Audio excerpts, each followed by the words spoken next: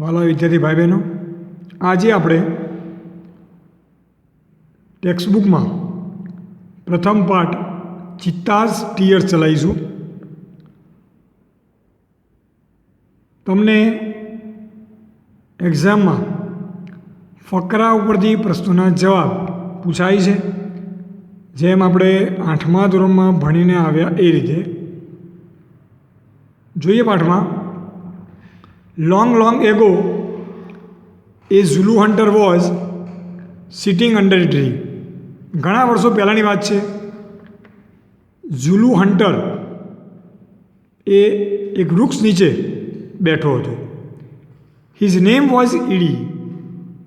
એનું નામ ઈડી હતું. આ ખાસ ધ્યાન રાખજો કે ઝુલુ હન્ટર જો નામ પૂછવામાં આવે તો ઈડી આવશે, અને ઝુલુ હન્ટર એ એનું ઉપનામ પેટ નામ તરીકે આપેલું છે ઝુલુ હન્ટર. એનું નામ હતું ઈડી નામ હતું. Okay. He saw a large herd of deer grazing in lush green meadow. એને જોયું કે એક ટોરું, હર્ડ એટલે ટોરું. શેનું ટોરું? તો હરણનું ટોરું. શું કરતું હતું? તો grazing in lush green meadow.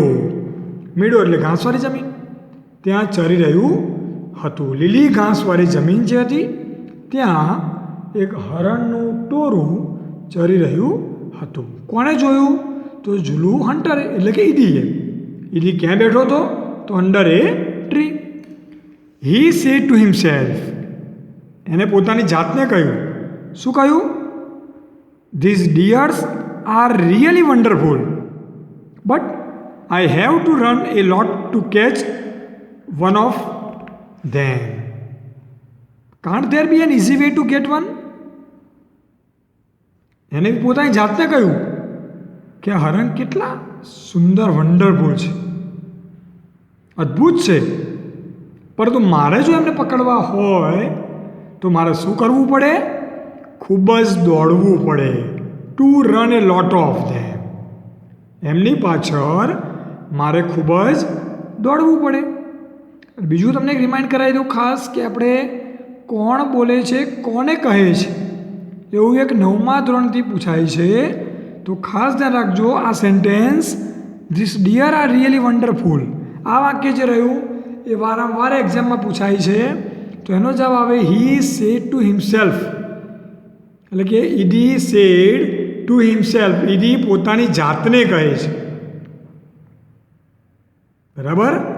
એ વાક્ય જો પૂછાય તો એનો જવાબ આવે Eddie said to himself. Eddie પોતાની જાતને કહે છે. શું કહે છે? કે હરણ અદ્ભુત છે, વન્ડરફુલ છે, પણ જો મારે એમને પકડવા હોય તો મારે શું કરવું પડે? બહુ દોડવું પડે. Can't there be an easy way to get one. શું એનો કોઈ સરળ રસ્તો નહીં હોય કે હું એ બચ્ચાને પકડી શકું? Suddenly he saw a female cheetah crawling silently closer to the grazing animals. અચાનક એને માદા ચિત્તો, ફિમેલ ચિત્તાને જોયો. ક્રોલિંગ એટલે સરકવું. ધીમેથી સરકીને આવતું જોયું. કઈ જગ્યાએ આવતું જોયું? તો જ્યાં પેલા હરણનું ટોરું ઘાસ ચરતું હતું ત્યાં. Then she leapt and coated here. કૂદકો મારો લેફ્ટ, એનું લેફ્ટ પાસ્ટ પાર્ટિસિપલ અને પાસ્ટ ફોર્મ. કૂદકો માર્યો અને હરણને શું કર્યું? એક હરણને પકડી લીધું. કોણે એવું કર્યું? તો ચિત્તાએ. ધીમેથી આવ્યો. તમે કદાચ ચેનલ જો તમે ખ્યાલ જ હોય કે એ શિકારી જે પ્રાણીઓ જે શિકાર કરે એમના પગનો અવાજ ન આવે, બિલકુલ પગરવ ન સંભળાય, એવી રીતે જાય છે અને તરત પેલા હરણના ટોરા ઉપર એટેક કરે છે. એમાં એક હરણને પકડી લે છે. After some time Har 2 young cups came out of the bush. થોડા સમય પછી એ ચિત્તાના 2 યંગ કપ્સ, નાના બચ્ચા ત્યાં આવે છે. બુશ એટલે ઝાડી.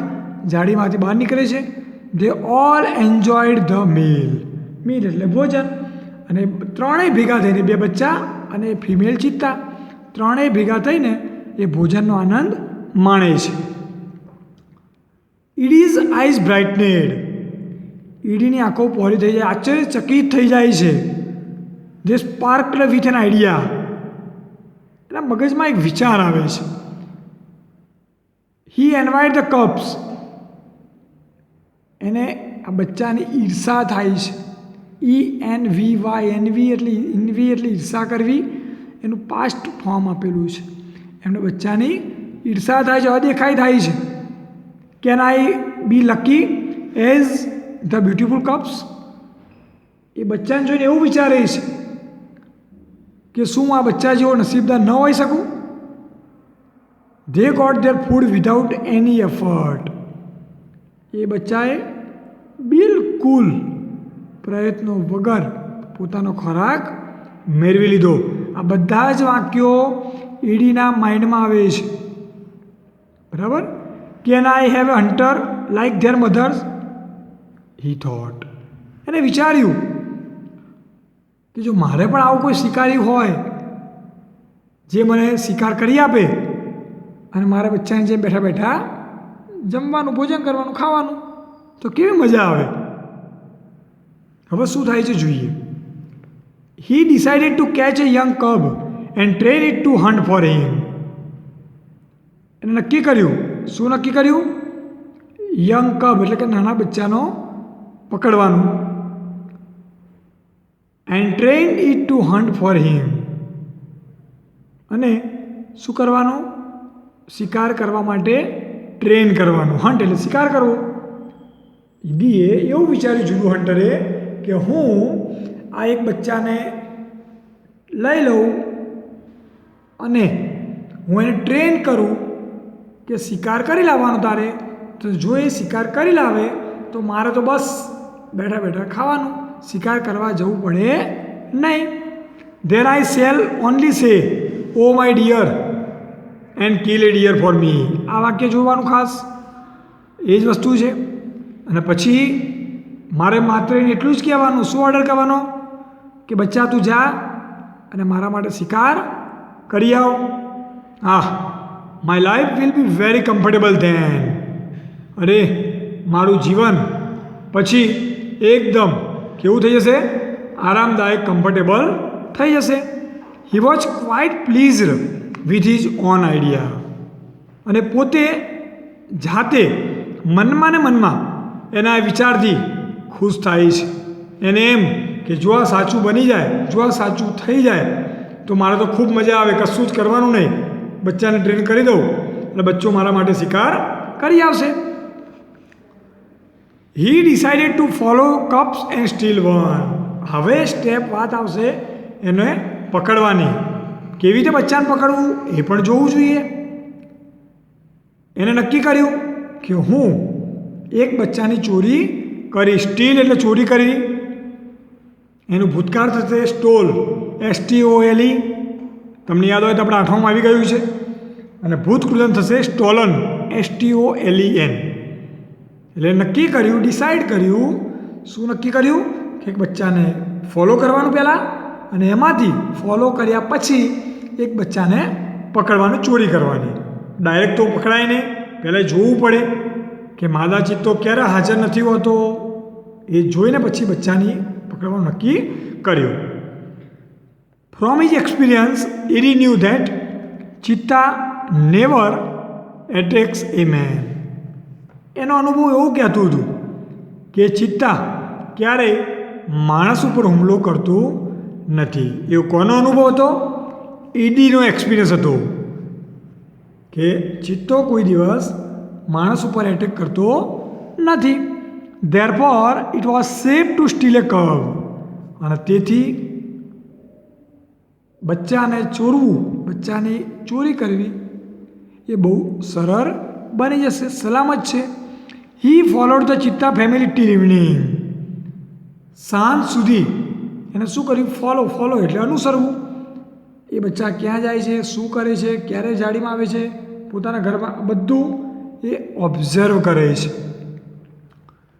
At the sunset the mother cheetah hid her cubs in a thick bush and left for a stream. હવે ખાસ ધ્યાન આપજો, શું થાય છે? સાંજ પડી, સનસેટ. એ માદા ચિત્તાએ શું કર્યું? હાઈડ એટલે સંતાવવું.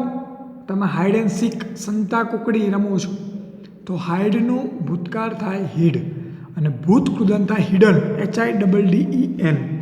બરાબર? આ ફોકસ કરજો શબ્દો, કારણ કે તમારે જરૂર પડશે. હવે માદા ચિત્તો શું કરે છે? એના બચ્ચાને ક્યાં સંતાડે છે? Thick bush and left four A stream.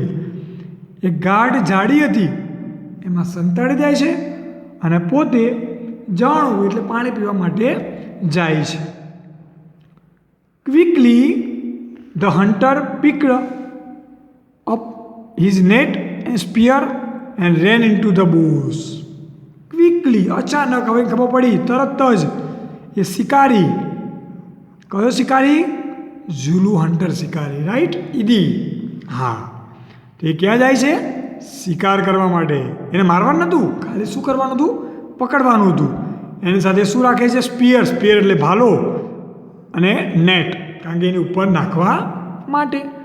એટલું લઈને કઈ બાજુ જાય છે? ઇન્ટુ ધ બુશ, ઝાડી તરફ જાય છે. હી સો 2 tiny cubs. એ ત્યાં 2 બચ્ચાને જુએ છે. એ આપણને ખબર જ છે. ટાઈની મીન્સ સ્મોલ. ખાસ યાદ રાખજો, ટાઈનીનો સમાનાર્થી કદાચ પૂછાય, તમને એવો ફકરો પૂછાય. મેં તમને વાત કરી કે ફકરા ઉપર જે પ્રશ્નોના જવાબ આવે છે એમાં હું તમને એવું પૂછું, ટાઈની મીન્સ ખાલી ગયા, તો ત્યાં ફકરામાં નહીં હોય, પણ તમને ખ્યાલ હોવો જોઈએ ટાઈની મીન્સ સ્મોલ, નાના બચ્ચા. They looked at him with their bright eyes. They looked at him, બચ્ચા ઈડી તરફ જુએ છે. બ્રાઇટ નજરે, બ્રાઇટ આંખોએ, પ્રકાશિત આંખોએ, તેજસ્વી આંખોએ. They were too young to run away. આ એક ગ્રેમેટિકલ સેન્ટેન્સ છે. Too young to run away એટલે કે આ વાક્ય નકાર ભાવ સૂચવે છે. તમને એમ થાય કે સર આમાં નોટ તો આવ્યું નથી, નકાર કેવી રીતે બન્યું? તો જે ટુ તમને દેખાય છે, TOO2 અને TO2, એ નકાર સૂચવે છે. એ બચ્ચા એટલા નાના હતા કે તે દોડી શકે તેમ નહોતું. Idi threw the net over them and the cubs were coat.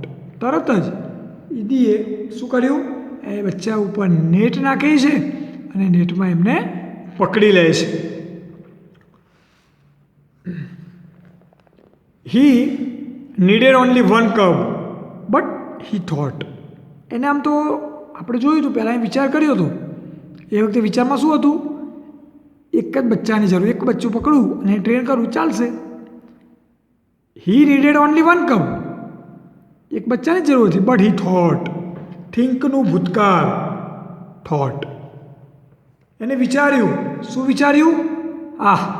It is always better to have 2 slaves instead of 1.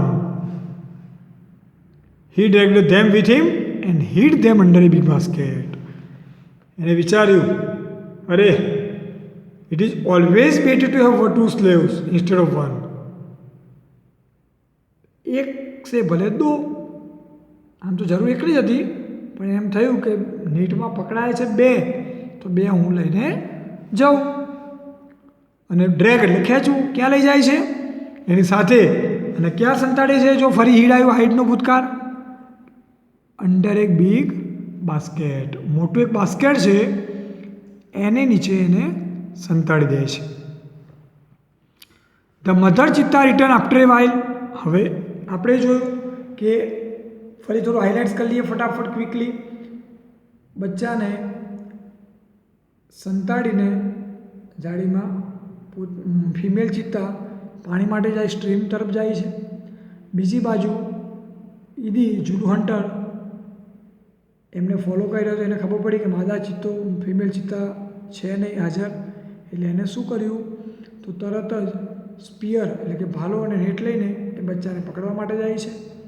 જઈને વિચાર્યું કે મારે જરૂર એક બચ્ચાની જ છે, પણ એક સે ભલે 2, એમ કરીને બંને બચ્ચાને પકડી લે છે પોતાની જાળીમાં અને પોતે જ્યાં રહેતો તે તરફ લાવે છે અને પછી બાસ્કેટ નીચે એને સંતાડી દે છે. આગળ જોઈએ. હવે થોડા સમય પછી the mother cheetah return after a while.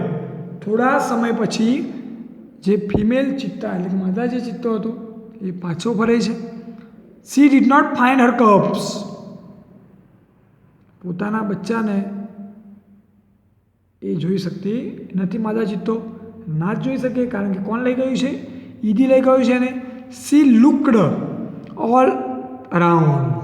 એને બધી બાજુ જોયું. ઓલ અરાઉન્ડ એટલે બધી આજુબાજુ આસપાસ બધે જોયું. First of all C became angry and jumped widely. એકદમ ગુસ્સે થઈ જાય છે અને ઘાતકી રીતે એ કૂદકો મારે છે. She sniffed all around. બધી બાજુ એ સૂંઘે છે. But alas she could not find her dear babies. Alas એ દુઃખનો ભાવ વ્યક્ત કરે છે. સ્નીફ એટલે સૂંઘવું. તમે જાણો છો કે પ્રાણીઓની સૂંઘવાની શક્તિ જે હોય એ તેજ હોય, તીવ્ર હોય, બરાબર. એની સુગંધથી પોતાના બચ્ચાને ઓળખી લેતા હોય છે કે બચ્ચા ક્યાં છે. પણ અલાસ દુઃખની વાત છે કે પોતાના બચ્ચાને એ શોધી શકી નહીં. અહીંયા જોઈ શકો છો તમે બેબી, આપણે વાત થઈ હતી BABY, પણ અહીંયા બેબીઝ લખ્યું છે કારણ કે બે હતા એટલા માટે. At last she became sad and started crying. અંતમાં દુઃખી થઈ જાય છે અને શું કરે છે? રડવા લાગે છે.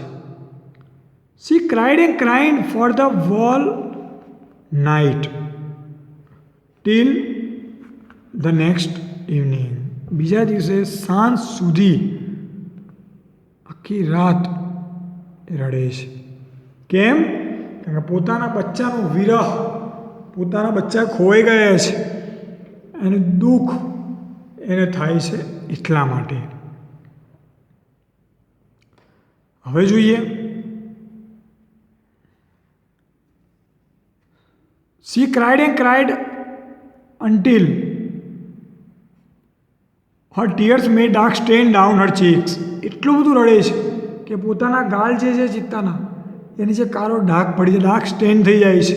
She was still weeping. હજુ પણ રડવાનું ચાલુ છે એનું. કારણ કે દુઃખ થાય, મનુષ્ય હોય, પ્રાણીઓ, પક્ષી હોય, પોતાના સંતાનનું દુઃખ પોતાને માતા પિતાને થતું હોય છે. સેમ વસ્તુ પ્રાણીમાં પણ જોવા મળે છે. At night, the mother cheetah cried so loudly that she was heard by wise men living in the village. હવે એ રાત્રે એટલું બધું રડે છે કે એનો રડવાનો અવાજ એ બાજુમાં લિવિંગ ઇન ધ વિલેજ એક સમજુ માણસ, વાઇઝ મેન, એને સાંભળે છે. હિયરનું ભૂતકાળ અને ભૂતકૃદંત, past form and past participle જેને આપણે કહીશું એ છે.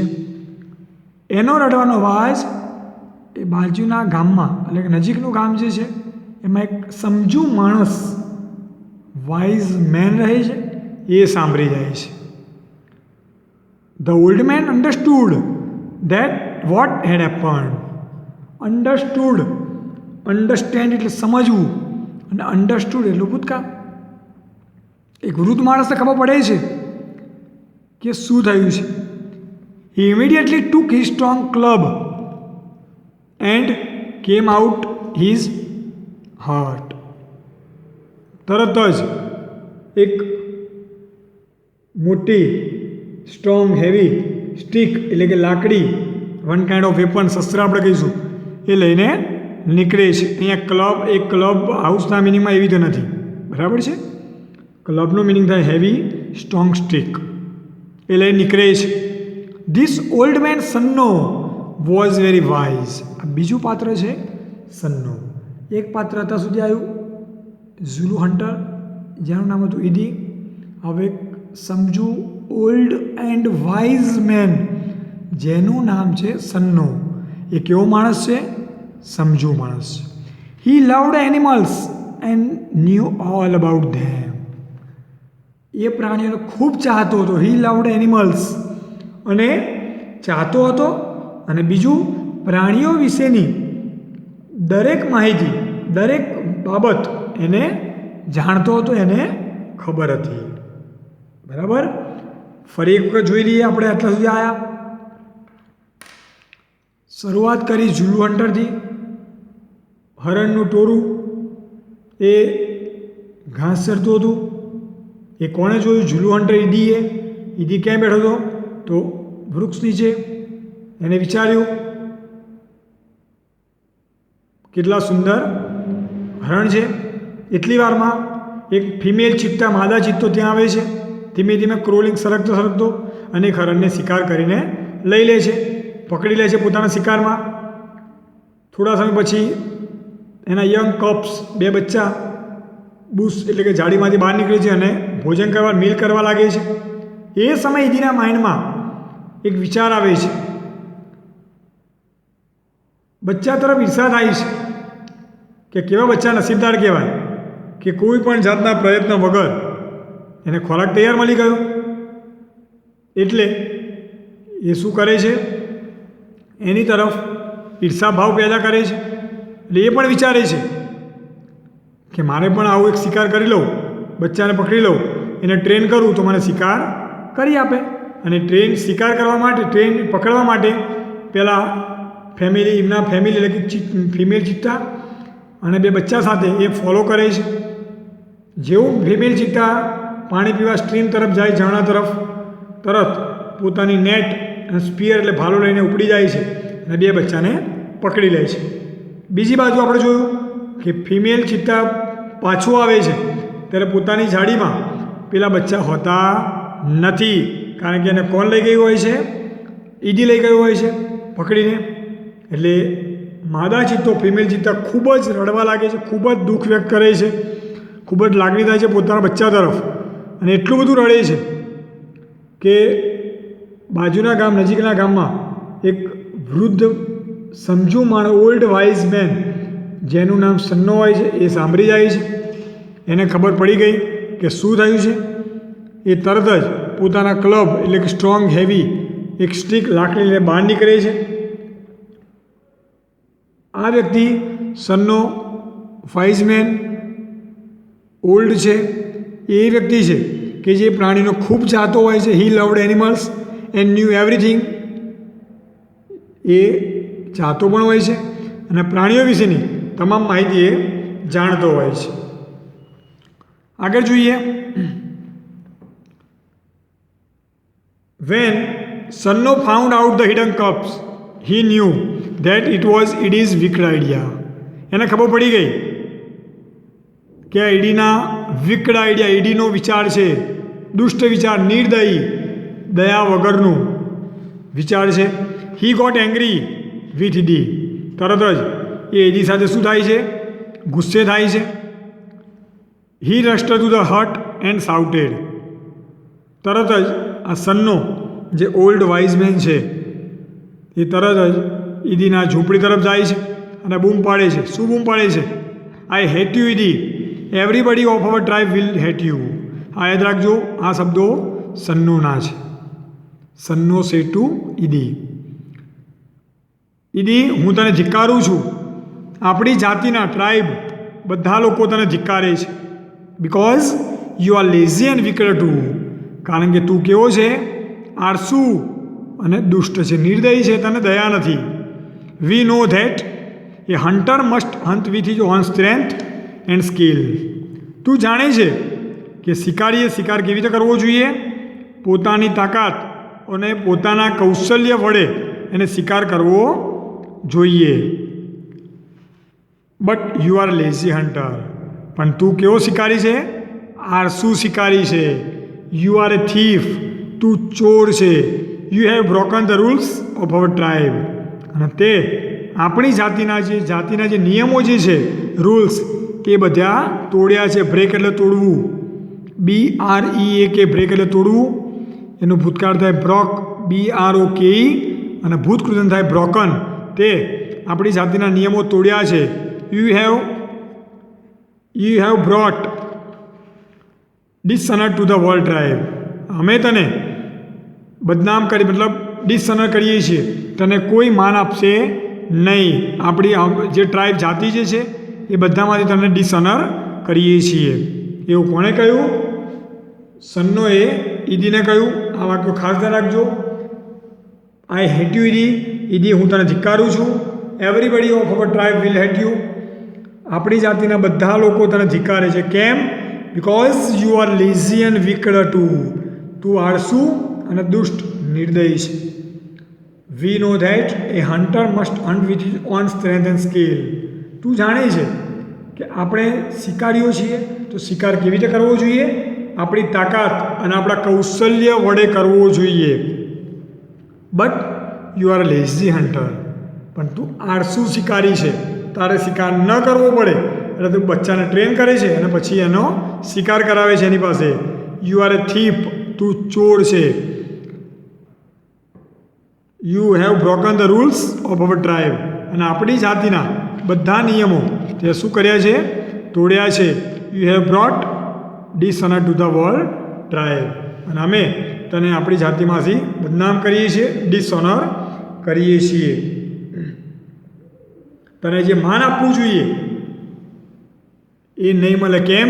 કારણ કે જે ખરાબ કામ કર્યું છે, ચોરી કરી છે બચ્ચાની, એક માતાને અલગ કરી છે પોતાના બચ્ચાથી, એટલા માટે અમે તને ડિસઓનર કરીએ છીએ. તો આટલા સુધી આપણે પાઠ રાખીએ છીએ આજે. બરાબર છે? નેક્સ્ટ લેક્ચરમાં આગળનો પાઠ આપણે પૂરો કરીશું. અને આ જેટલો પાઠ ચલાવ્યો એટલો એક વખત રીડ કરી લેવાનું છે. ખાસ સેન્ટેન્સ કોણ બોલે છે, કોને કહે છે, ખાસ જોજો. સ્પેલિંગ સાથે લખવાનું છે. બોલનાર ઈડી હોય તો ઈડી, સેટ ટુ, સન્નો એવું લખવાનું થશે, એટલે સ્પેલિંગ મિસ્ટેક ન થાય એ પણ કાળજી રાખવાની. Thank you.